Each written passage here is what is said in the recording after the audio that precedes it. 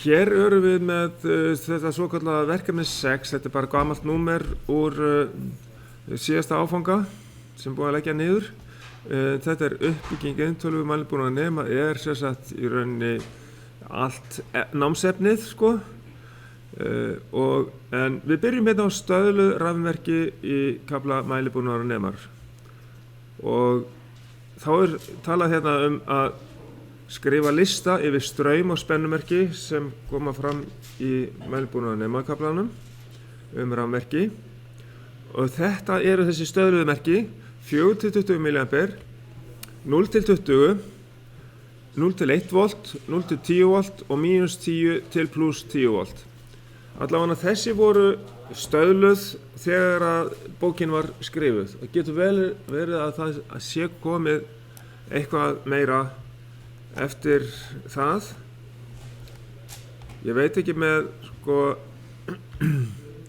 0-5 volta merkið, kannski það. En sem sagt, þessi merki almennt eru sem sagt straummerki, spennumerki, stafrænmerki, tíðnimerki. En svo annað sko, það samskipta staðlarnir. Það þessir svokallaðir bus eða Ethernet og slíkt. Við förum ekki inn á það hérna. Heldur bara þessi merki, rafrænu merki sem að hafa þá eiginleika, sem bara rafræna eiginleika. Og hérna mynd af þessu, svona lítur línuritið út fyrir 4-20 mA merkið. Og kostur við þetta merki að við getum vaktað það hvort að viðkomandi tæki sé í sambandi eða ekki. Því að lágmarksstraumurinn sem þetta merki dregur 4 mA. Ef þetta fer á sambandi, þá fer náttúrulega straumurinn í 0 og þá getum við sett það inn á viðvörun. Hitt merkið 0-20, það ekki hægt að vakta það því að það eðlilegt að hafa 0 mA í því. Ok?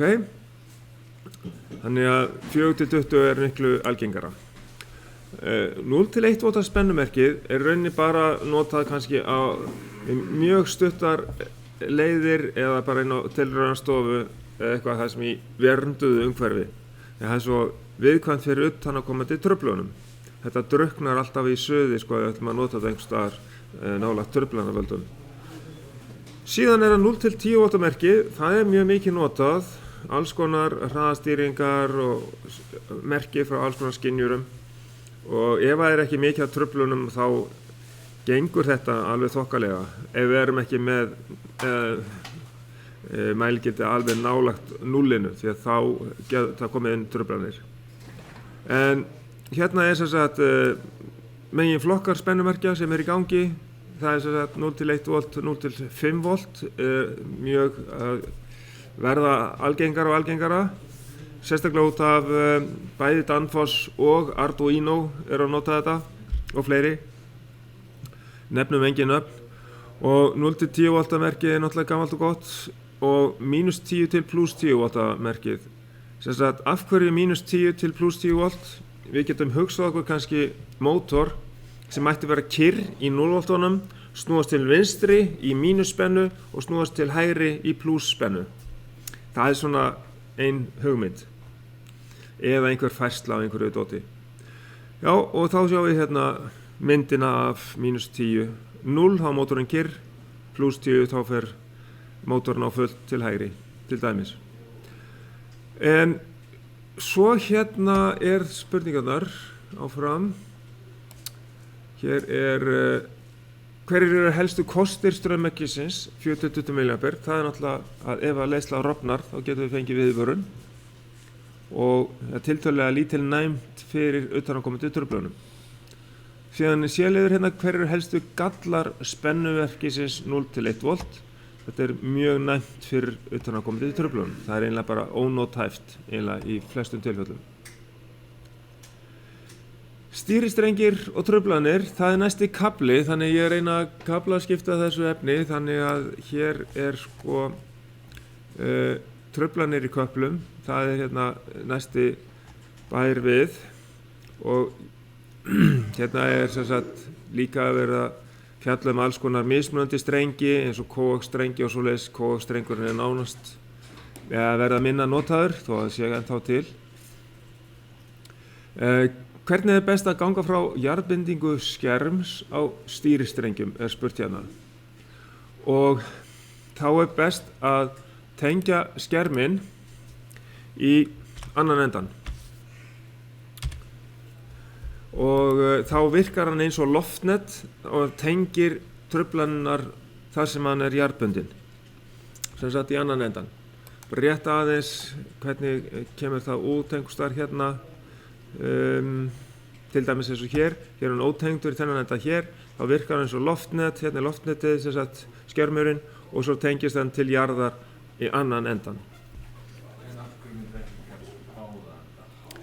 Já, það í því tilfelli ef að gæti orðið jarðhlaup í einhverju tæki, kannski segjum bara að mótor leiðir út, þá gæti orðið rosalega miklu bilanastraumar sem að gætu farið í gegnum skerminn.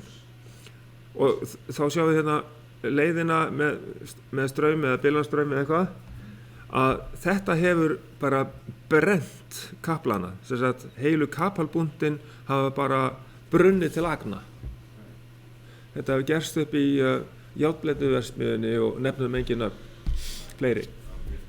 Þetta hefur komið fyrir, þess vegna betra að slíta þetta í sundur, þannig að sú hætta sé ekki fyrir hendi og þá jafnvel í erfiðasta umhverfinu þá notaður svona einangrunar magnari til þess að endurskapa merkið þannig að sé algjör einangrun á milli skynjarrásarinnar frá nemanum og hins vegar rásinni sem að tengist mælitækinu. Alveg tvær aðskildar rásir og hérna annarkot yfirfært með segulsviði eða með ljóstengjum, sem sagt breytt yfir í tölugildi sem yfirfærist yfir hinn endan með tölugildi. Já, sko, já, bara þessari mynd, já. Og þá það bara kannski húsið, en býtu, þetta bara tengt í húsið á einangrunarmagnanum. Þetta ekki tengt í, og þá hús einangrunarmagnans ekki tengt til jarðar. Skilur, þetta jörðin, hérna þessi base hérna. Hvað bylgum hefur það skermur þarna? Hann loftnet, hann tengir alla truflanirnar hérna til jarðar, hérna vinstra megin. Svo loftnet tengir alla truflanirnar til vinstra megin, hérna til hægri, niður í mínus, niður í jörðina segi ég. Þetta loftnet sitt hvort megin. Ok, og þá það næst. Já, við erum eiginlega að segja það hvenær nauðsynlegt að nota einangrunarmagnara og það sem miklar truflanir og skerming ekki nægileg aðferð.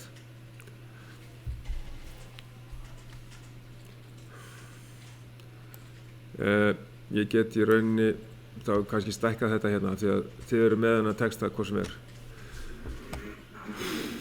Þá förum við í næsta kafla, kraftmælingar og mælibrú.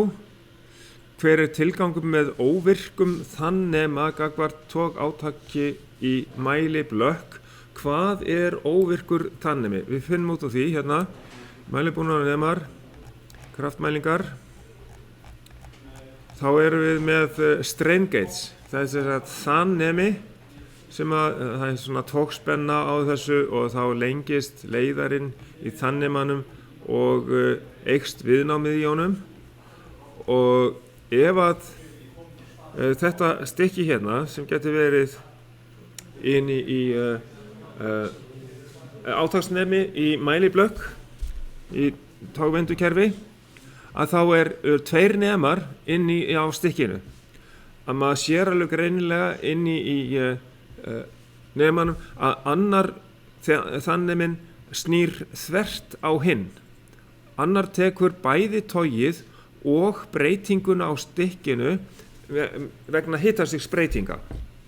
Þannig að þeir náttúrulega breytast báðir jafn mikið vegna hitastigsbreytinga, þannig að óvirki neminn, hann bara til þess að leiðrétta fyrir hitastigsbreytingunni sem sagt með því að tengja þá inn í mælibrú.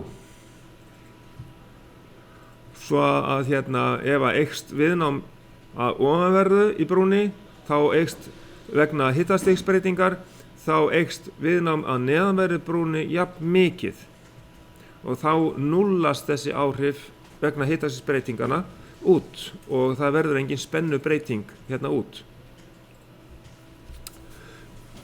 Svo að þetta hér sem sagt að óvirkið þanneminn hann leiðréttir fyrir breytingu á hitastigi í mælibrúnni. Síðan spurt hver tilgangur með 3 leiðara tengingu frá mælibrú að átaksnema.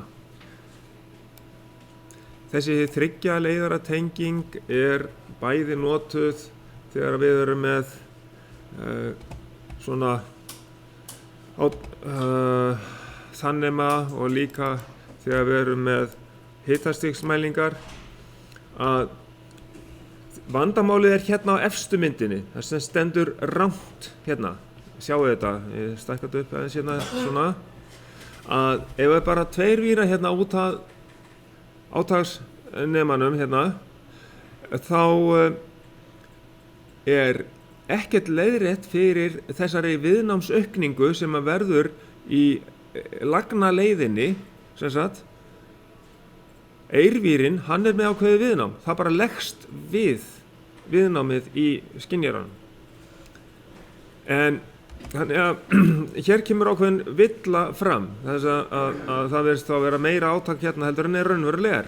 En leiðréttingin svona að við höfum jafn stórt viðnám í vírinn ofanverðu, hann leiðréttist að neðanverðu í brúnni. Því að mælistykkið þar með þannema, það sem bætist við vírinn þar líka neðanverðu, bætist við R-ið neðanverðu, R-vír, sama viðnámið. Síðan tekinn aukavír, 3. leiðarinn, hann rauninni bara að gefa spennu mælinguna inn á mælitækið. Og þar fer svo svakalega lítill straumur, miklu minni heldur en mælistraumurinn sem fer í gegnum brúna, að það skiptir voðalega litlu máli, en auðvitað skiptir hann einhverju máli, kannski eitthvað örlítil skekkja sem veldur, sem að þessi vír veldur. En þetta ekki mikið. En þetta leiðréttingin með 3 víra aðferð. Það algengasta og auðveldasta aðferðin við að leiðrétta svona mæliskekkjur vegna aukningu á vír í leiðaranum að skynjaranum. Ok, þetta var svarið við því. Og ég með þetta á upptöku þannig að þið getið kíkt á þetta ef að þið þurfið á því að halda. Og þetta var 3 leiðara. Síðan kemur næsti kafli stöðumælingar, encoders. Það ásnemar, til dæmis. Og inn í þessum kafla líka línulegur mismunarspennir og flettum upp á þessu. Það næsti kafli við. Þá byrjar það hér. Stöðumælingar. Línulegur mismunarspennir.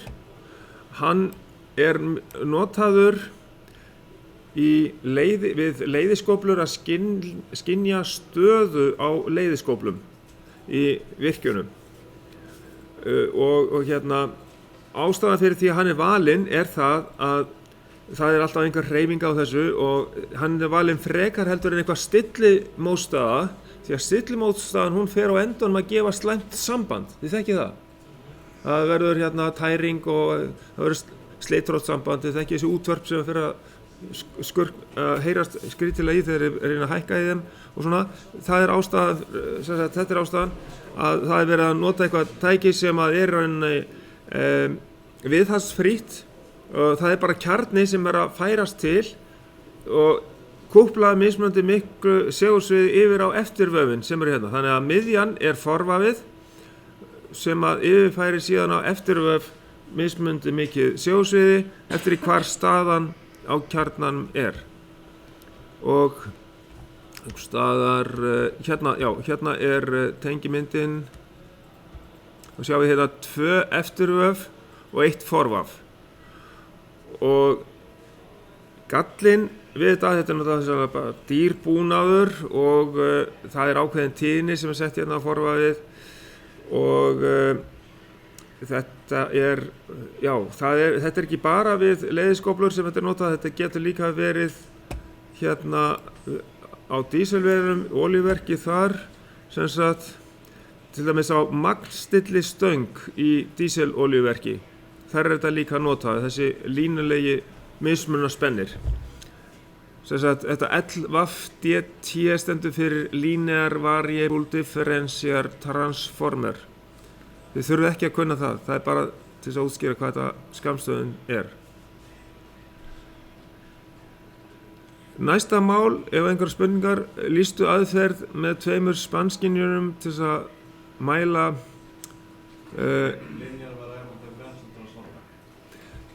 Linear Variable Differential Transformer.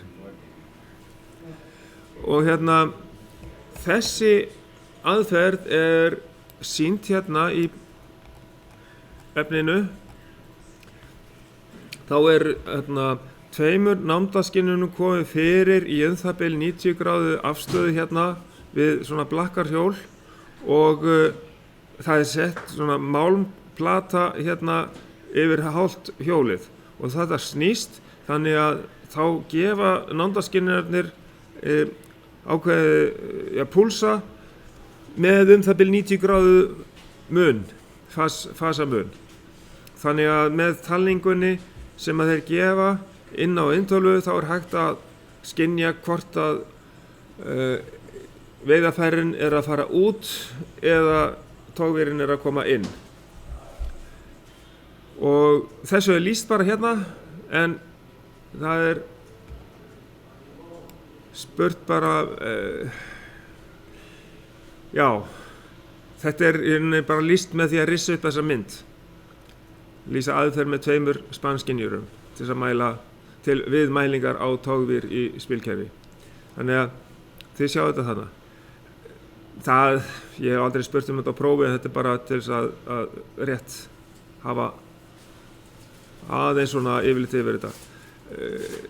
Næsta lýstu mismunandi gerðum af ásnemum. Sko, við eigum held ég ekki svona ásnema, ekki svo ég viti. Þetta raunstöðugjafi, hann gefur kóða, til dæmis BCD-kóða eða Gray-kóða og það bara 0 á einum stað á þessari plötu hérna. Annars í rauninni bara tölugildi allan hringinn á honum til að sýna ákveðna stöðu og þessi hentugur fyrir kannski hægar breytingar, hæga snúning og náttúrulega en það ekki hægt að núllan hvar sem í hringnum. Þannig að hann sýnir bara raunstöðu alveg með við fast 0 sem sagt. Og þarna bara verið að sýna, það bara að senda ljósmerki í gegnum diskinn og þá sjáum við þá hérna ljósnemi hérna annarkot nemur hann ljósið eða ekki eftir í hvort það gat hérna í diskinum eða ekki. Ok, hinn tegundin kölluð afstæður stöðugjafi. Svoleiðis stöðugjafi eigum við hérna við mótorinn við liftuna inn í 107 stofunni. Hann þarna á endanum og hann gefur sem sagt A og B púlsa. Ekkert ólíkt því sem við vorum að skoða hérna þar sem við vorum með 90 gráðu afstöðu milli 2 námdaskynjara. Það það bil 90 gráðu afstæða hérna milli þessara púlsa. Svo að aukið þá höfum við hérna svona stöðumerki kallað zeta, hinnir púlsarnir kallar A og B, þessi með 90 gráðu muninum. En stöðumerki oft, ég allavega sé það merkt sem zeta. Og þá þetta svona rásafyrirkomulagi á diskinum þar. Og hér bara hægt að núlla hvenær sem og fá síðan hraðan og náttúrulega líka sennilega hægt að átta sig á snúningsáttinni vegna þess að hér seta merkið. Það segir okkur þegar að B-merkið í núlli, þá kemur seta-merkið. Þá vitum við, getum við fengið út hvort að mótorinn fara til vinstri eða til hægri. Ok, þá næsta mál. Þá förum við í nándaskinnara. Það engar frekari pælingar í þessu. Nándaskinnarnir, þeir koma hérna næst og eftir. Þá spurningar sem getur komið á prófi Já, ég fer yfir hérna dæmigert próf og prófspurningar í öðrum tíma. Já, núna tek ég upp fer yfir efnið sjálft sem fyrir próf 3. Svo þegar fer að nálgast prófið, þá fer ég yfir prófspurningar. Já, þetta ekki fyrir bara prófið núna á föstudaginn? Nei, á föstudaginn þá erum við að taka það bara stigaritt? Stigaritt, já. Og það ekkert meira, það bara stigaritt? Já, það bara stigaritt. Já, ok. Já. En ég ætla að láta ykkur fara í þetta svo að þið hafið einhver tíma til þess að pæla í þessu. Já. Þannig að þetta ekki alveg kaldir í prófið. Ok? Nándaskynjarar, almennatriði. Bæði reyndarskynjarar og spannskynjarar. Það sem að þeir eiga sameiginlegt, þeir eru framleiddir ýmist sem sagt skermaðir eða óskermaðir. Efri myndin sýnir óskermaðan skynjara, sem sagt það ekki málmhús alveg út á endan á honum, heldur það næri ekki alla leið, þannig að sviðið, til dæmis eins og segulsvið, það getur náð hérna út fyrir barminn á þessu, eins og við sjáum kannski á einhverju mynd hérna. Var ég farin fram hjá því? Sjá þetta ekki? Já, nei, það hérna. Hérna það. Sko, eins og þessi hérna, hann virðist vera skermaður til dæmis. En það járn sem á að vera í kringum nándaskynjarar á myndinni, það bara það sem nándaskynjarar festur í Já. Þessi hérna, hann já. Yes. Jú, hérna sjáum við þetta, muninn á þessu, hvernig virknin Hérna ef þetta væri segulsvið, rafsegulsvið hérna í kring, þá náum við að skynja til dæmis úr meiri fjarlægð ef hann óskermaður og sem sagt, ef þessir hérna skynjarar eru jafn sverir, þannig að þá hérna höfum við í rauninni víðara segulsvið hérna á þessum óskermaða. Þannig að það getur verið ákveðin kostur. En skermaði spannskynjarinn, kostur við hann þá bara að hann hérna getur fest beint við festistykkið. Og hann, eins og kallaður á ensku sem sagt flush mountable, og þá flúttar hann hérna við festistykkið sko.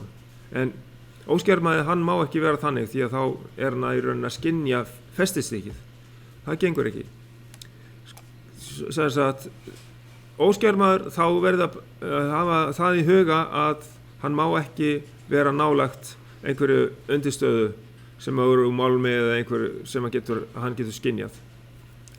Ok, þetta almennt atriði þarna, sem sagt skermaður, flush mountable og óskermaður, non-flush mountable, og þetta var sem sagt skýringamynd við því. Við getum bara tekið úr mælbúna nemaefninu og síðan að meira hvernig merkingar á nándaskynjara að vera, eða sem sagt það minnst okkur 3 atriði, það spennumerking eða spennuþol, spennusvið, og það sem sagt ef hann jafnströms, það þá PNP eða NPN, og hvort að þeir eru normally open eða normally closed. Og þetta þá, já, normally open eða normally closed, þá skiptir ekki máli hvort hann fyrir jafnström, þá hérna eða riðström, en riðströmsmerking, það þarf að vera spennumerking á því, en pólunin á bara við jafnstraumsskynjarana sjálfsögðu. Það transistora útgangarnir eiga náttúrulega bara við jafnstraum. Þannig að þetta fyrir sitt gott dæmi þá? Já, þetta almennt fyrir bæði skynjara sem að ganga á 230 V riðstraum eða upp í 250 volt alveg og skynjara fyrir jafnstraum og jafnstraumsskynjarar eru mjög algengir svona á 24 V kerfum DC en þeir þola alveg upp í eitthvað 35 volt sjálfsagt. Nei, ég að pæla með þetta NPN og PNP.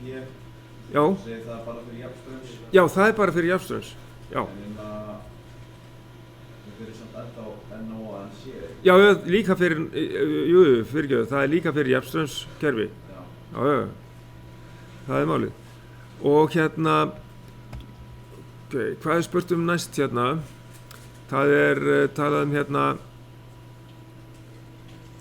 já, svo líka verið að tala á rýmdarskynjurum, þá upplýsingar allavega já, skynjunarfjarlægð. Nú sjá, ég vil aðeins að skoða þetta að sem sagt sko skynjunarfjarlægð því að vinnslufjarlægðin er háð skynjunarfjarlægð skynjarans, það sem sagt SN, það skynjunarfjarlægð, hún stendur þá á skynjaranum og næmnistuðli viðkomandi efnis. Og þannig að þá getum við reiknað út í rauninni sem sagt vinnslufjarlægðina, úr hvaða fjarlægð við skynjum efnið og það fer eftir auðvitað þessu tvennu og náttúrulega næmnistuðlinum og skynjunarfjarlægð skynjarans. Þannig að það stundum sett á rýmdarskynjarana þessi SN, þessi skynjunarfjarlægð.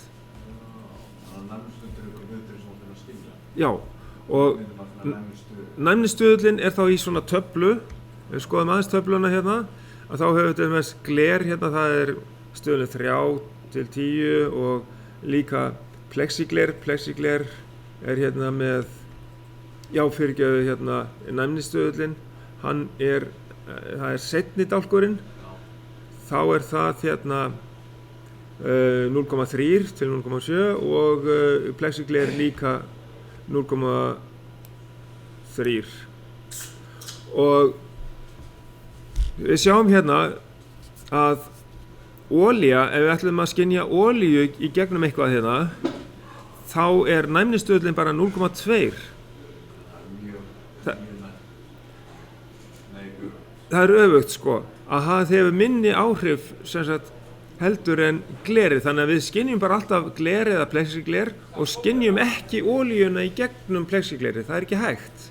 En við gætum hins vegar að skynja vatnið í gegnum plexigler eða gler, því að það það hefur mest áhrif, vatn. Já. En af hverju ekki neitt stál eða álana? Af því að við erum aðeinslega kannski að nota, það nálægt einum líka sko. Og við erum aðeinslega að nota spanskynjar í það. Hitt bara pæling sko í hinum efnunum sem þeir eru aðeinslega að nota sko. Ekki næmnistum afleitur af spanhæfni efnisins? Já, eða rafsvörnar stöðliðnum, sem sagt það eitthvað sem heitir dielektrikal eitthvað, já. Og þannig að við getum flett upp á því. Þetta úr sko rýmdarfræðunum sem sagt varðandi þéttana og það allt saman. Þetta úr því. Þannig að þetta það og þá svona athuga rýmdarskynjarar. Hvers vegna ekki hægt að skynja olíu í gegnum sjónglas með rýmdarskynjara og það vegna þess að glerið með 0,3 sem næmnistuðul. Hann hefur meiri áhrif á skynjaran en olían sem með 0,2 næmnistuðul. Það ástæðan. Myndi alltaf leggjast saman? Nei, þú ert í rauninni bara að skynja bara fyrsta efnið þegar maður ferð í. Sko, við getum gert, hér vatn inn í þessu boxi, þú getur verið hérna og þú getur skynjað þetta plast hérna, svo skrúfa aftan á skynjaranum, þú bara skrúfar niður næmnina í honum, þannig að hættir að finna plastið og þá skynjar hann strax þetta, en ekki... Gera það með eitt þá er komið neðan fyrir. Já, þú meina það. Já. Olían hefur ekki nógu mikil áhrif. Það er ekki standið saman. Nei. Þú bara, fyrsta efni sem þú kemur á, það skynjar þau. Ok. Síðan er hérna smá reikningsdæmi, skynjunarfræðilegð er 14 mm. Efnið sem á að skynja er plexigler og hver er vinnslufjarlægðin? Og þá er það skynjunarfræðilegð, hún er 14 á skynjaranum, 14 mm og næmnistöðullin er 0,3, þá margfölduðu þetta saman, þannig að við þurfum að fara með plexiglerið að 4,2 mm og þá skynjar og gefur merki út við 4,2 mm. Það er vinnslufjarlægðin. Frá plexiglerinu? Já, að skynjaranum. Það er að koma með það nálægt að hann skynja. Já. Hvað var aftur var plexigler 0,3? Já, 0,3 er plexigler.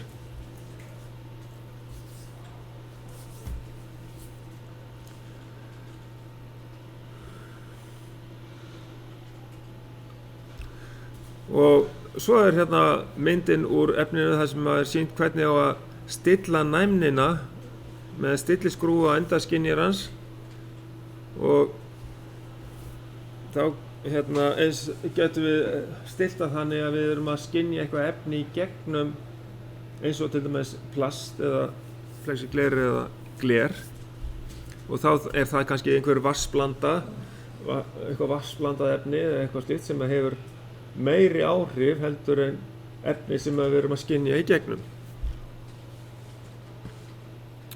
Við höfum að skynja hvort það er vatn í olíunni, sem dæmi, eitthvað slíkt. Þá er það 7. Það er spanskynjarana.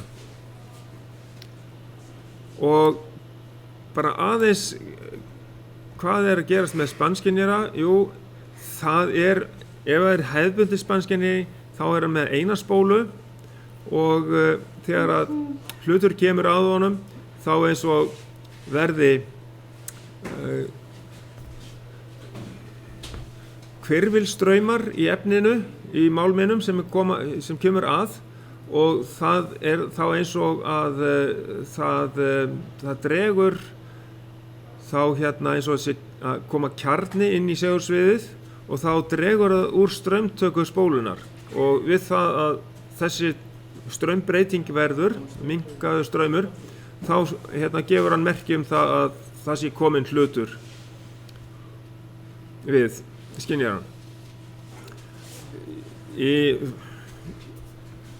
nýrri tegundum þá eru til að það séu 3 spólur í endanum og þá er það útbúið þannig að á að setja ákveðið jafnvægi á þetta og ef að það jafnvægi er raskað með því að koma með hluti inn í að þá skynjar hann það og gefur merki út og þá skynjari mismunandi efni úr sömu fjarlægð en þessi hefðbundi gamli skynjari með einni spólu það er mismunandi fjarlægð í til dæmis ef við þurfum að skynja eyr þá þarf að koma mjög nálægt að skynjarann með hann, með eyrinn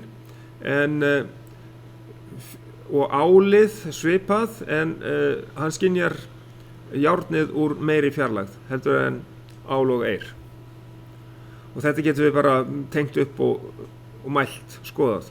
Við gerum svona mælingaverkefni í rafeindatækni seinni áfanganum. Ok, og síðan bara rétt aðeins útgangsskynjara. Hérna er skynjari fyrir jafnstraum, hér er NPN útgangur og þá er álagið tengt upp í plus, þá annarkvæmt í inntölunni eða bara lítil segulspóla í segulliða, og þannig gætum við prófað hvort að nándaskynjarinn í lagi, og við erum með lítinn segulliða við þetta og tengt hann hérna frá plus að útganginum ef þeir NPN skynjari.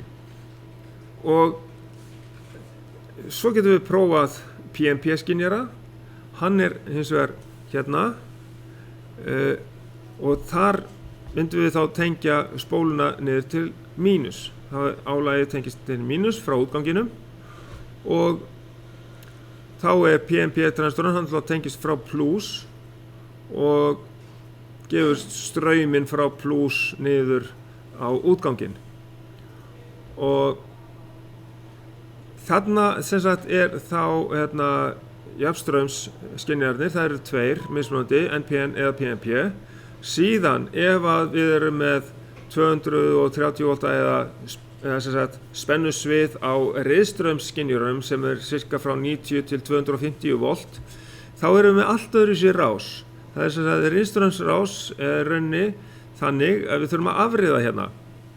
Það kemur fasi á 0 hérna, 0-ið kemur inn á A2 á spólunni og A1 hérna tengist inn á annan endan á skynjaranum, skiptir ekki máli hvort endan, alveg ópólað, og þá fer straumurinn í gegnum týristor og í gegnum sem sagt 2 díóður í brúnni, og alltaf skiptist á eftir hvaða pólun og þannig að það riðstraumur sem fer í gegnum skynjaran, fer bara í gegnum mismunandi díóður til þess að fara alltaf sömu leið í gegnum týristorinn.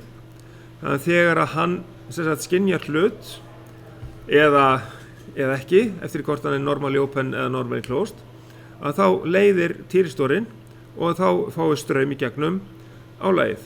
Og þessi skynjari þarf alltaf að fá einhvern lágmarksstraum, hann þarf að halda skynjararásinni í gangi. Þá verðum við að fá smá blæðistraum í gegnum skynjararásina, og það kallað E-mín.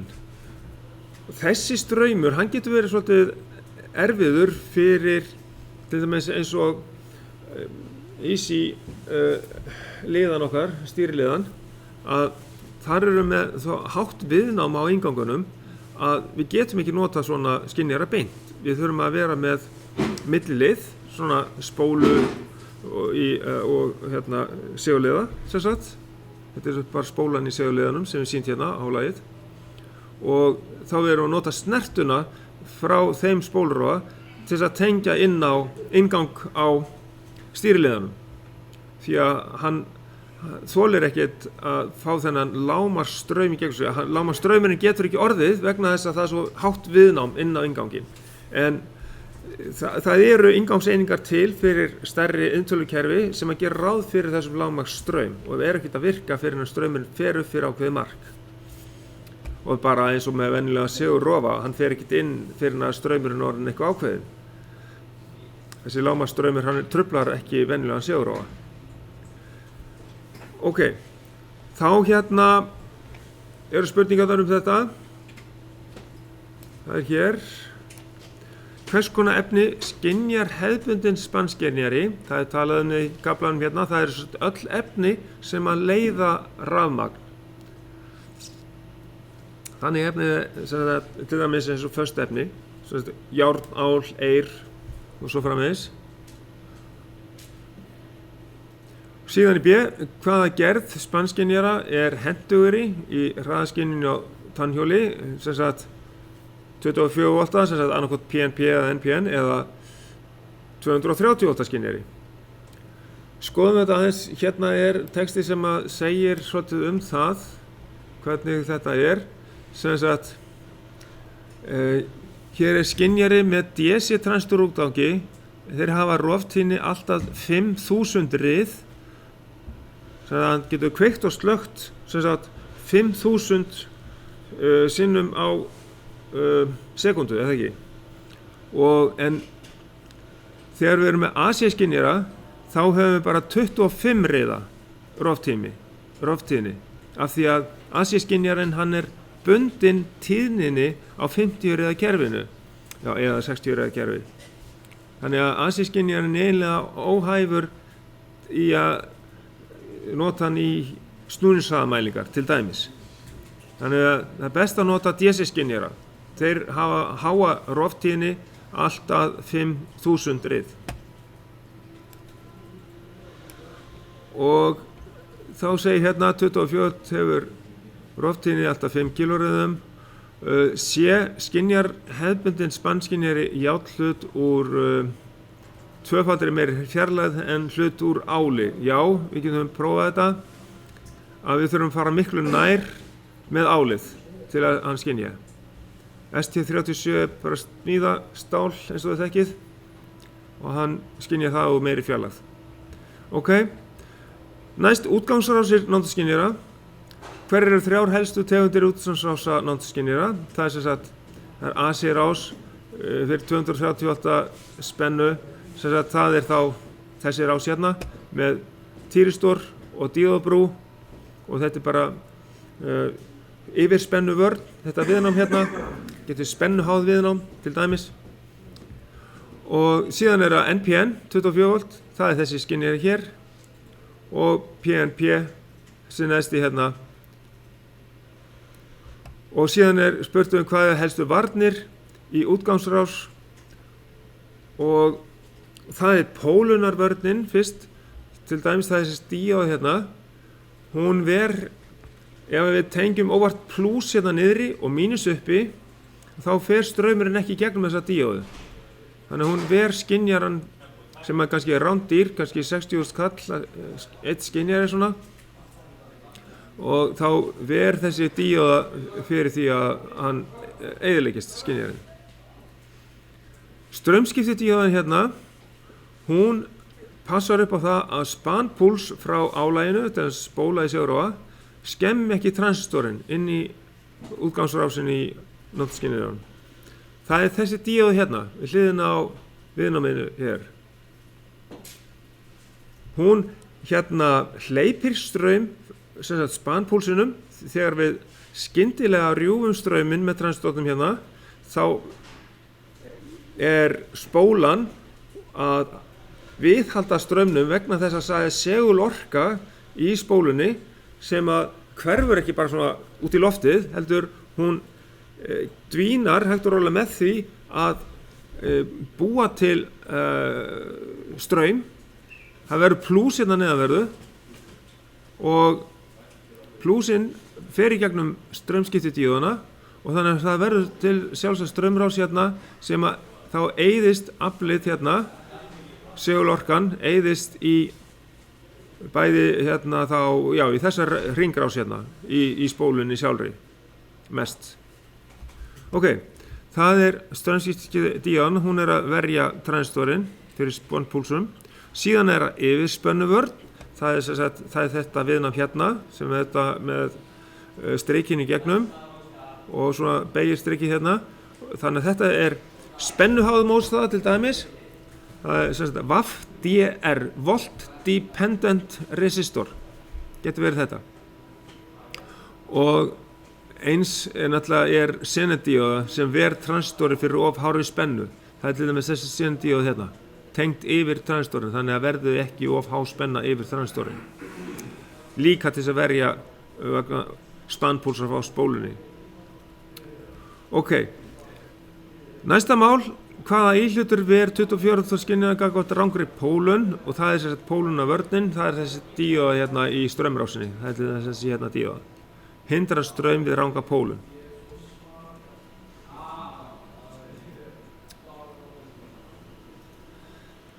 Ok, er þetta komið?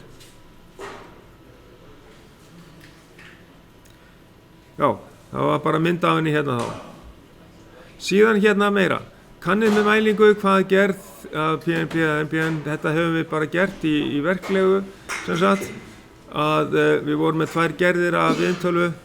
Við þurfum ekki að svara þessu, en þetta er hægt að gera. Geti gert þetta í rólegheitum einhvern seinna. Hvaða hlutverk hefur díóðabrú í 238 skynjarinn gagnvart týristornum? Hún er sem sagt afriða strauminn fyrir týristorinn. Einfalt mál. Allt í góðu? Næst, hitamælingar. Nefnið helstu gerðir af hita, rafvökvum og dæmum mælistæði. Og við getum notað PR Electronics forritið til þess. K-hitarafiki, hann mikið í afgasmælingum. Reyndar jóðhitavarafiki líka. Svo eru til fleiri tegundir, R, S og T og fleiri. Og við sjáum þetta í PR Electronics forritinu, preset. Nefnið minnst tvær gerðir af hitanefndum sem notaði til mælingar á afgashita aðalvél í skipi, það er sem sagt K-hitarafiki og jóðhitarafiki. Já, á ensku er það thermocouple. Það eru tveir vírar, gefa spennu. Hitatengingin, mælstaðurinn, kaldatengingin er tenging við mælitæki eða ferjald, umbreyti. Ferjald. Sem sagt, kaldatengingin tengist kaldatengingin, já. Það heitatengingin er það sem að vírarnir tengjast saman úr mismunandi efnum. Hitarafiki, já. Það er heitatengingin, það er mælistæðurinn, kaldatengingin er hinn endinn, það sem að tengist við mælitækið. Ok, svo kemur hérna, hvað stendur skammstöfunin RTD fyrir? Þetta er sem sagt, Resistive Temperature Detector, það er sem sagt, eins og PT100. Það er sem sagt, platínu viðnámseftaskynjari. Og þá er þetta enska, já, heitið er þá íslenska þannig að við segjum resistive, sem sagt, viðnáms, temperature hita og svo detektor skynjari. Ok, og PT100 er mjög algengur og þá þurfum við leiðréttingar aðferð annað 3 víra eða 4 víra til þess að leiðrétta fyrir viðnámsaukningu í lagnaleiðinni að skynjaranum. En ef við erum að nota PT1000 sem er til dæmis mikið notað hérna í kælikerfinu upp á lofti, þarna með Danfoss búnaðinum, þá þurfum við ekki neitt leiðréttingar búnað vegna þess að viðnámið er svo rosalega stórt í skynjaranum. En það getur komið annað vandamál þegar við erum með svona hátt viðnám í skynjurum. Hvaða vandamál er það? Það geta verið hérna truflanir. Geta komið svona draugar í kerfinu. Ef það eru með hérna mjög mikið af alls konar kraftarköplum í nágrenninu og það getur valdið. En það er samt já, við þurfum ekki að leiðrétta fyrir lagnaleiðinni því að hún er svo eins og dropi í hafið. Það er stórt viðnám í skynjaranum sjálfum. En hvað er það að tala þá með sömu spennu þá eða? Er það að segja að það bara svo lítið streymi sem er að fara smá áhrif? Bara hitastigs breyting á lagnaleiðinni myndi hafa áhrif á PT100 ef þú væri ekki með leiðréttingu. En þetta er svo lítið prósent sem að hitastigsbreyting á lagnaleiðinni yrði sem sagt viðnámsaukning í lagnaleiðaranum að PT1000 hann er ekkert að gefa eitthvað ef það verður kannski 3, 4, 5, 6 ohm eða eitthvað aukning við sjáum það ekki á mælingunni, á hitastigsmælingunni. Það er svo lítið hluti. Já. En er það þá, já, þannig að við, þú meina það. Við þurfum ekki leiðréttingar aðferð við út af hitastigsbreytingum á lagnaleiðinni. Ok, en við eigum eftir að skoða þetta betur. R-breytir, hann er hérna í kafla 10 og þetta er tæki sem að tekur við alls konar skynjurum, alls konar thermocouplers, hitarafökum og PT100 hitaskynjurum og það þarf að setja inn í upplýsingar í forritið til þess að segja R-breytinum hvaða búnaðan er með í tengingu við sig. Og það er gert með því að tengja svona PC-tölvu við programming unit og tengja leiðaratriðum 1 og 2 frá R-breytinum inn á þennan kassa. Og ef við erum með frátengt, hérna stendur disconnect, frá iðntölukerfinu, þá notum við rauða og svarta vírinn, en annars gætu við verið með þetta allt saman tengt við iðntöluna og þá myndum við nota gula og græna vírinn. Og þetta þýðir það að annarkvort verum við með spennugjafa sem að knýr samskiptin á milli R-breytisins og programming unit forritunartækisins, og þá erum við rauða og svarta ef að forritunartækið er spennugjafinn í leiðinni fyrir rásina. Það er bara aðeins að hugsa út í það, hvernig tengjum við þetta. Og hér þurfum við að setja inn upplýsingar hvað tegundaskynjari við erum í sambandi, sem sagt hérna, hvort að við erum með hitarafæka hérna, thermocouple, eða TSC hérna, skammstöðun hérna fyrir ofan, stendur fyrir thermocouple. Svo hvað hérna tenging, tveggjavíra tenging PT100 eða NI100, mjög svipaður.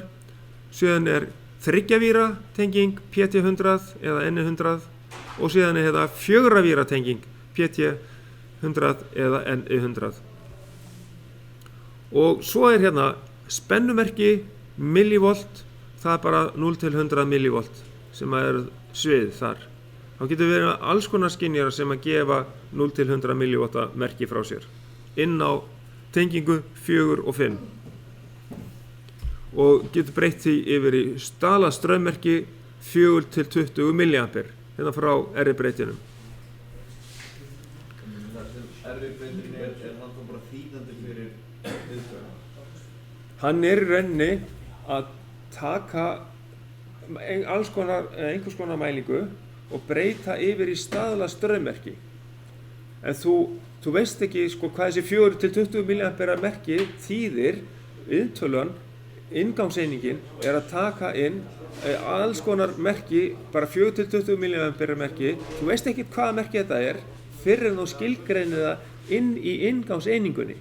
Þar setur þú sviðið og í rauninni eininguna líka, hvort það 0 til 100 gráður eða bör, þrýstingur eða hvað. Þannig að AM600 sem við erum nota, það R-breytin? Nei. Það tekur bara við 4 til 20 milliampere strömmerkinu frá R-breytinu. Já.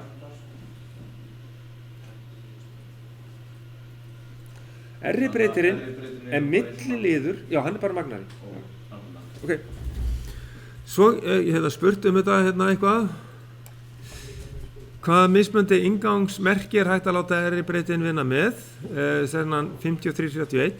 Það hitarafækaspennu, viðnámshitarskynjara og spennumerki 0 til 100 millivolt.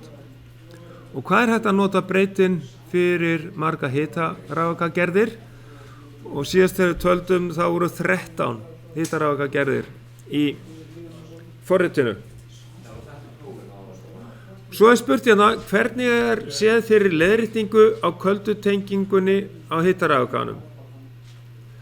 Sjáðu, hvar kaldatengingin? Hún hérna, við mælitækið við R-breytin, tenging 4 og 5 hérna, og þá sjáum við hérna merkingu INT, það þýðir Internal Cold Junction Compensation. Þetta innri leiðrétting við breytingu á hitastigi við köldu tenginguna, sem sagt við hérna 4 og 5. Hvar heitatengingin á hitarafækanum? Þessi punktur hérna, þetta mælistæðurinn, þar sem að vírarnir tengjast saman, það heitatengingin. Við þurfum ekki að spá í það. Það einhvers staðar í 380 gráðum eða eitthvað, mæla afgangshitann. Ef að hins vegar hitastigið við köldutenginguna lækkar, hvað myndi gerast við mælimerki út ef að það engin leiðrétting fyrir þessu?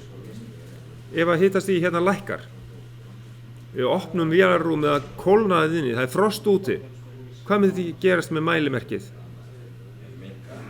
Nei, það er meiri munur á heitutengingunni, og ef kaldatengingin, það lækkar hitastigið þar, þá virkar hitarafækinn þannig að það verður meiri spenna ef það er meiri hitastigs munur á milli staða. Meiri hitamunur gefur okkur hærri spennu, þannig að það myndi þýða að mælitæki myndi gefa meiri straum, fleiri milliampere, og það myndi hækka talan, þó að myndi ekki breytast neitt hitastig sem við erum að mæla. Af því að við erum með hitarafagan, við erum með mælingu hérna, 380 gráður, afgashitan,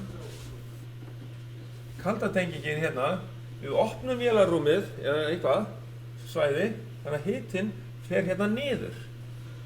Þá eykst hitamunurinn. Og við að hitamunurinn eykst, þá hækkar spennan. Fer spennan hérna upp. Hún hækkar. Hún eykst líka. Ef hitamunurinn eykst, þá eykst spennan líka. Hækkar, hitinn hækkar. Hitamunur. Á milli staða. Þannig að frá byrjun til enda þetta allt gert sama efni? Allt sama efni. Í sérhverju leigurum með þetta? Já. Mismunandi efni í spennuröð málma gefur okkur spennumun þegar hitamunur á tengingunni hérna, samtengingunni, og hérna mælum við spennuna. Hérna upp. Og spennan segir okkur hvaða hiti hér eftir ákveðin töflu fyrir ákveðina tegund af hitarafaka. Ok, þannig ef að hitastigi lækkar við köldutenginguna, þá myndum við fá hærri lestur af hitastigi. Það er sem sagt, myndi auka hitastigs töluna á mælitækinu. Ok, þá er það málið, og hérna sem sagt, viðnámið sem er merkt INT Cold Use Concentration, það er hitanemi sem mælir hitan við köldutenginguna. Ef að hitinn lækkar á köldutengingunni, þá er þetta bara leiðréttir þessa sem sagt, hitastigsbreytingu. Þannig að það stendur hérna skammstöfunin sem sagt, Internal Cold Use Compensation merkir innbyggða leiðréttingu vegna hitastigsbreytinga við köldutenginguna. Og þetta er eðlis með málsins samkvæmt eingöngu í notkun þegar hitarafverki er tengdur breytinum. Þetta er þá stignan fyrir hitarafverka? Já, þú færð það náttúrulega, þú sendir í forritið hvaða típa er þetta af hitarafverka sem þú ert með, og þá kemur allt með, það er leiðréttingatafla fyrir þetta, og svo ertu bara í rauninni bara að mæla alltaf stanslaust hitastigið á köldutengingunni og þú ert alltaf að leiðrétta. Þannig að það er alltaf að mæla hitastigið á köldutengingunni og séu sér viðnámið leiðrétta fyrir það. Já, já. Þannig að við sjáum að hérna, að hér fer alveg sér mæling inn fyrir leiðréttinguna, en spennan frá hitarafvekanum kemur hérna inn á fjörkan og inn á fimmuna. Inn á þennan multiplexer sem tekur inn mörg merki og sendir upplýsingar áfram.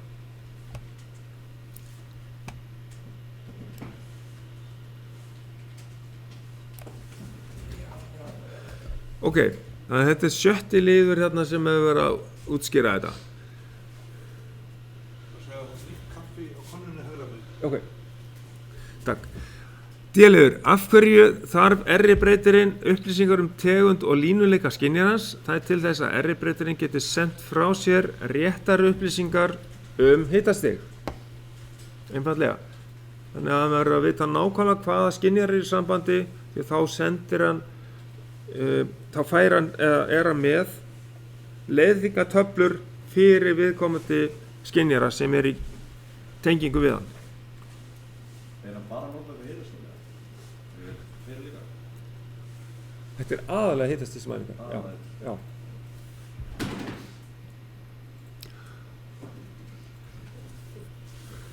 En auðvitað getur þú sett eiginlega hvaða skynjar sem er við hann sem er að gefa spennumerki 0 til 100. Já. En þá ert ekki að nota hann eina leiðréttingu, sko. ekkert svona hefðbundna leiðréttingu, veist. Þannig að R er líka verið sem magnari svona tíma. Þannig að ef þú ert með venjulegan skynjara, ef þú kannski bara verið með venjulegan magnara í staðan að nota R í breytir. Já, þú setur bara línuleg skölun, þú ert bara með lágmarksmerkið, þú getur skilgreint það í millivoltum segir, sem að koma inn. Hvað er það? Það er þá 4 milliamperinn og síðan í 20 milliamperinn, það er það hæsta gildið sem þú fær í millivoltum frá viðkomandi skynjara. Þannig að R í breytir að vera það mjög dýri leið til að magna það merkið frá þeim skynjara. Já, væntanlega. Fer eftir í hvað aðra möguleika þú hefur, einhvern annan samanburð. Hérna erum við bara með sem sagt 2 dæmi. Hér er inntöla sem að sendir upplýsingar þrýsting til skjákerfis á heiltöluformi 0 til 495. Við erum með straummerki frá þrýstinema. Hérna erum við ekki að tala R-breyti, heldur bara þrýstinema fyrst. Síðan erum við með R-breyti hérna í F-liðnum. Þannig að við skulum taka bara þrýstineman hérna í þessari röð hérna eins og við sett hér fram. 40-20 mA frá þrýstinema, það er tengt við inntölu sem breytir merkinu í 0 til 495. 0 bar er 4 mA og 4 bör eru 20 mA. Hve mikill þrýstingur er í þrýstikútnum ef raungildið er 3072. Þetta er bara einhvers staðar á sviðinu frá 0 til 495. Þannig að heildar upplesnin á þessu merki er 495 vegna þess að þetta er 12 bita breyta. Og við höfum að sýna útreikninga hérna, það er merkið inn 3072 sinnum sviðið sem að á skynjaranum í börum, það er 4 bör, það er 0 til 4 bör.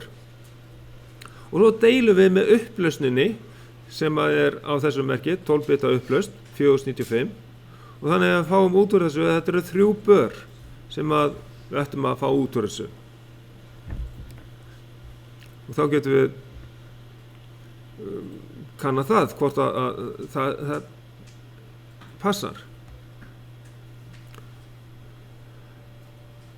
Tökum dæmi hitanemann.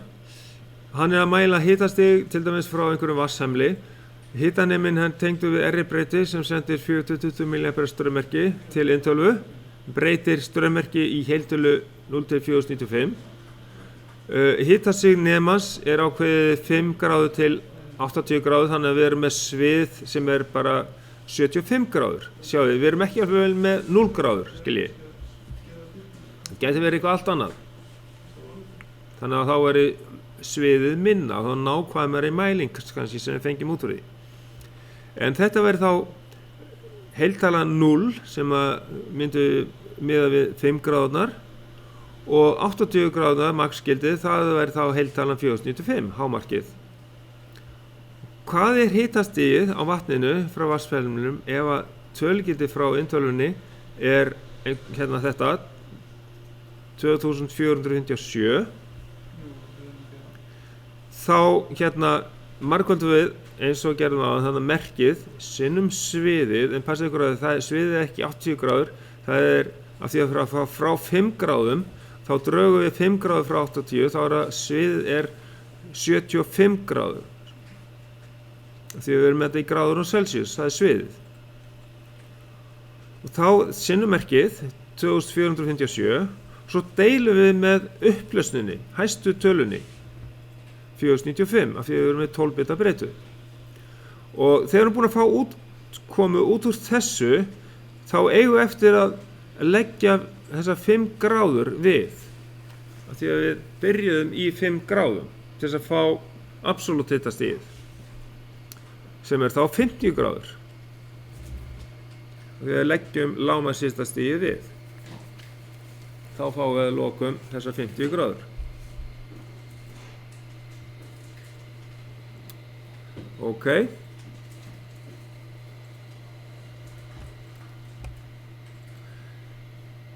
Síðan er bara smá hérna kafli hérna fyrir aftan með inntölur. Ég held að ég hafi sleppt í einhverjum prófum. Ég held að þetta bara í verkefninu sko, þá ég að spyrja um inntölur, en í prófinu þá sleppi ég að spyrja út af því að við erum ekki með neitt námsefni nema bara eitthvað, og ég læt ykkur ekki læra neitt utan að varðandi þetta.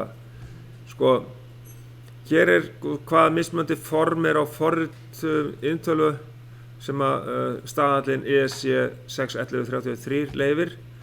Og við erum með stigarit, við erum með rökkrossarrit, við erum með skipanalista, textaforritun og flæðirit. Já, sko, struktúrar texti textaforritun, ST. Og flæðirit heitir hjá okkur SFC, Sequential Function Chart. Og skipanalist Instruction List. Höfum við eitthvað verið að vinna í þessu rökrossariti? Það reyndar svona function block diagram þar sem við setjum inn reglin, þetta control regli og hérna filter álagið, þar höfum við verið með það, en annars höfum við ekki notað það í neitt annað heldur en bara reglin. Það hægt að setja inn andlið, orðlið og teljara og tímalega inn í rökrossarrit. Við höfum bara ekkert verið að gera það, við höfum verið með það í stigariti. Þetta ekki eitthvað FBG eða eitthvað? Það function block diagram. Já, það heitir það, rökrossarrit, einmitt. Ok, og síðan bara spurt hvaða einingar eru á M340 intölunni og það bara þetta mynd úr forritinu. Þannig að við erum búin að vera, þannig að það sem við erum búin að vera að gera núna, kontrollexpert, hvernig sé að vinna með M340 intölun. Já. Það sem hún hefur þessi internals í sér. Já. Okay. Þannig að núna munum við alltaf kaupa M340 því það einhverjum. Nei, ég get líka að nota 580 vélina, ekkert mál. En bara vegna þess að við eigum hana hérna, við gætum tengt eitthvað í hana, þá reynum við að, þá getum við tilbúin með það. Þetta bara tengt framleiðanda og ekkert. Já, þetta bara. Það engin skræk sem kemur að þessu. Nei. Það bara hver intöluframleiðandi með sína sérvisku. Þannig að það bara svoleiðis. En svo bara hvaða munur á útgangseiningu og við erum með transistora útgangseiningu, við getum verið með rafleiða útgangseiningu og síðan erum við með træk útgangseiningu og aðeins bara þetta til, þessar myndir eru til í hérna Automation Manufacturing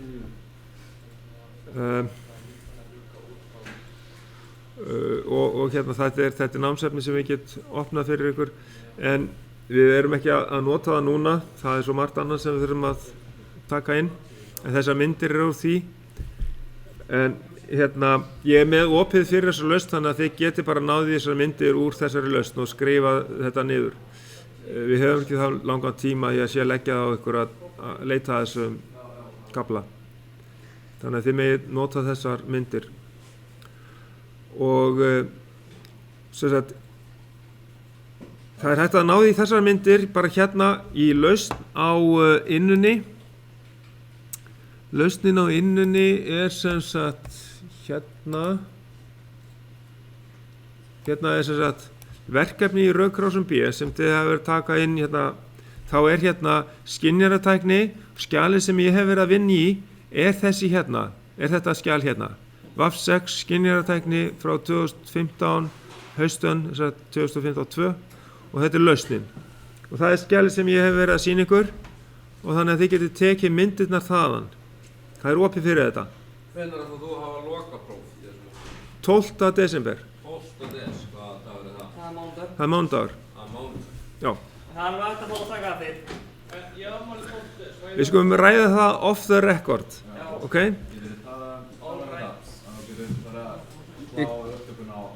Ég kláraði þetta hérna.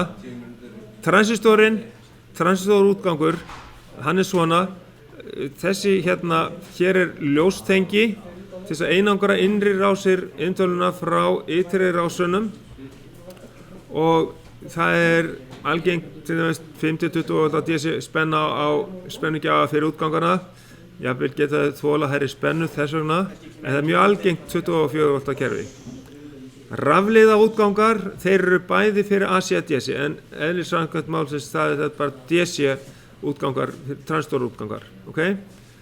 Rafleiða útgangar bæði fyrir AC og DC og þá eru þeir upp í 250 volt og DC upp í cirka 35 volt. Það var bara relay, það er Já, já. Relay er rafleiða útgangur. það ekki þessi VV? Jú, algengast. Útgangseiningin sem við erum með á þessari vél hérna hjá okkur, það er hins vegar transistorútgangar. Það er DTO 1602, þetta eru 16 transistorútgangar, þola 500 mA straum. Hægt að tengja á inn á segulrófa, þeir taka 500 mA. Eftir eitt hana, þannig þegar ég lesi þarna DTO 2, en það voru 16 er það hversu margir transistor eru Já, og 0,2 til það hvað? veit það ekki. Þriðja Þriðja tegundin er triac útgangseining eða triac útgangar. Þá er hérna ljóstengi til þess að einangra straumrásirnar, innri rás inntölunar og ytri rásir og þá er það triac og það er náttúrulega hérna þetta í rauninni það er hægt bara að nota AC útgang en gerir tengimynd þar sem framkemur spennusvið, tegund spennu, AC eða DC. Það er ekki hægt að nota DC við triac. En er hann stýrður þá ljósi í þessum optokóttum? Já, já. Því að innri rásir inntölunar gefa bara ljós út á ljósnæman flötur transistor. Hvað heitir alltaf þessi díó að ljósadíó? Heitir hann ljósadíó? Já, inn í ljóstenginu er bara LED, Light Emitting Diode. Já, það er bara LED inn í þessu. Já. Er í fokkan, sorry, afsakið á því, hvernig getur það verið að skipta í transistor? Við skulum skoða ljóstengi bara strax þegar við erum búin að þessu. Endilega, já. Þetta var síðasta spurningin og þá loka ég upptökunni.